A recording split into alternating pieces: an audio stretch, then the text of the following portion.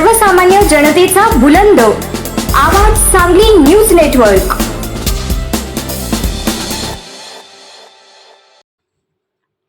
कवटेमंकाळ नगरपंचायत अग्निशमन विभागाची उत्कृष्ट कामगिरी, तिसंगीतील शेतकऱ्याचे नुकसान वाचवले।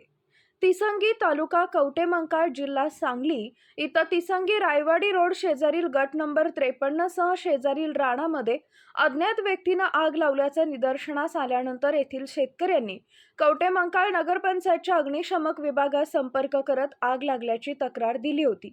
या तक्रारीची गांभीर्यानं दखल घेत अग्निशमक विभागाचे फायरमॅन अभिजित चंदनशिवे यांच्यासह कवटेमंकाळ नगरपंचायत अग्निशमक विभागाच्या जवानांनी आग तात्काळ आटोक्यात आणली। यामुळे येथील पिकांचं व जीवितहानी टळली। मुख्याधिकारी अवधूत कुंभार यांच्या मार्गदर्शनाखाली कवटेमंकाळ नगरपंचायत अग्निशमक विभागानं ही मोहीम यशस्वी केली।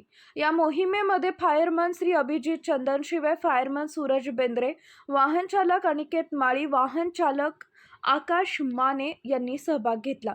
यावेळी भागातील शेतकऱ्यांनी सर्व कर्मचाऱ्यांचे आभार मानले। यावेळी मोहन रणशिंगे, संजय जाधव, प्रबोधन ठोकळे, अप्पासाहेब खराडे, शहाजी पोळ, सुभाष कांबळे, वैभव खराडे, योगेश पोळ, प्रकाश बाबर यांच्यासह परिसरातील युवक व शेतकरी यांनी आग आटोक्यात आणण्यासाठी अग्निशमक विभागास सहकार्य केले। मुख्य संपादक डॉक्टर श्रीकांत भोसले, आवाज सांगली न्यूज नेटवर्क व वृत्तपत्र।